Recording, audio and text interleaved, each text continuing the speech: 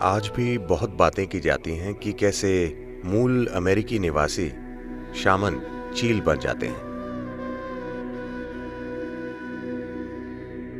यहाँ तंत्र वैज्ञानिकों ने अलग तरह के तरीके विकसित किए।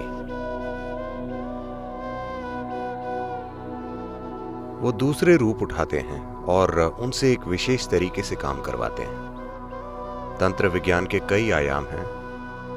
अथर्ववेद पूरा इसी के बारे में है।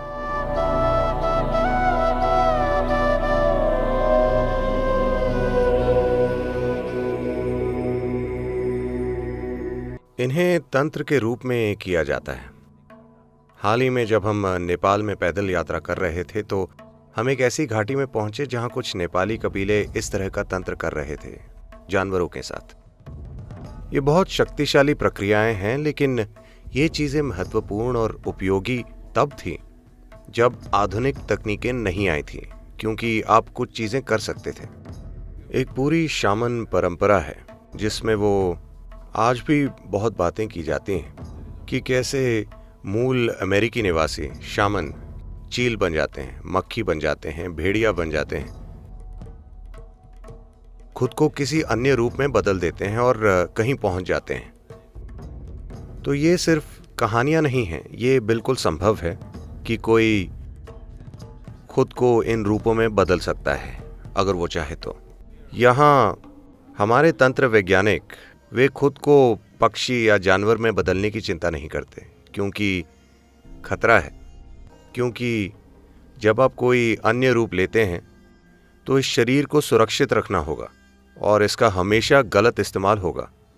तो ऐसी घटनाएं हुई हैं कि किसी ने अपना शरीर छोड़ा यहाँ कुछ सुरक्षा के बीच, और मान लीजिए चील बनकर कुछ देर उड़ा, पर जब चील वापस आई तो शरीर गायब था। क्योंकि आप उड़ नहीं सकते तो आपको लगता है चील बनना बड़ी चीज़ है। चील बनना बड़ी चीज़ नहीं है। वो ऊपर तो उड़ती है लेकिन हमेशा नीचे देखती रहती है। यहाँ बैठकर ऊपर देखना अच्छा है बजाय इसके कि ऊपर जाकर नीचे देखा जाए। यहाँ तंत्र वैज्ञानिकों ने अलग तरह के तरीके विकसित किए। वो खुद अलग रूप नहीं लेते, वो दूसरे रूप उठाते हैं और उनसे एक विशेष तरीके से काम करवाते हैं। वो किसी जानवर को लेते हैं। एक जानवर जिसका काफ़ी इस्तेमाल होता है वो है मुर्गी। उस मुर्गी को युवा और ऊर्जावान होना चाहिए। मुर्गी के जीवन को ख़त्म कर दीजिए और उस जीवन रूप को अपने लिए कुछ चीज़ें करने के लिए इस्तेमाल कीजिए। ना कि आप खुद मुर्गी के शरीर में जाएं, आप मुर्गी से काम करवाएं। ये एक रिमोट कंट्रोल मुर्गी है।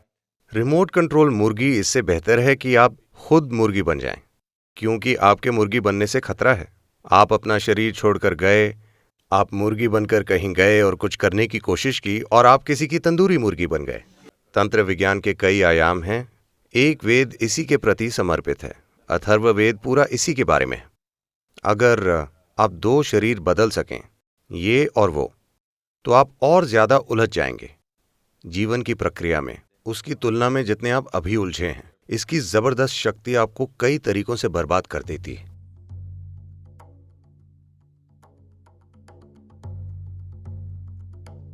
तंत्र एक बहुत ही उपयोगी प्रक्रिया थी जब आधुनिक तकनीक नहीं थी। वो इसका इस्तेमाल करते थे कुछ विशेष तरीकों से भौतिक दुनिया तक पहुंचने के लिए, लेकिन ऐसा करने में इतना संघर्ष है।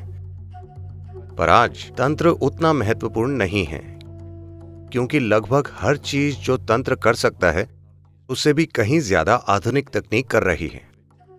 आपको बस एक ड्रोन भेजना है, या टीवी देखें, या आपकी फोन स्क्रीन आपको वो सब बताएगी जो आप जानना चाहते हैं। तो आप जानना चाहते हैं कि बादल कहाँ हैं, तो पहले आपको कुछ करना पड़ता था। अब ये जरूरी नहीं है, बस मौसम का चैनल देखिए। मैं कह रहा हूं ये कोशिश अनावश्यक है। तो बेहतर है कि आप अपनी जानवर प्रकृति से परे विकसित होने पर ध्यान दें, बजाय इसके कि एक रिश्ता बना ले जानवर प्रकृति से। अपने भीतर के जानवर को कैसे दूर करें, ये मेरा काम है। ये नहीं कि आपको जानवरों से कैसे जोड़ें।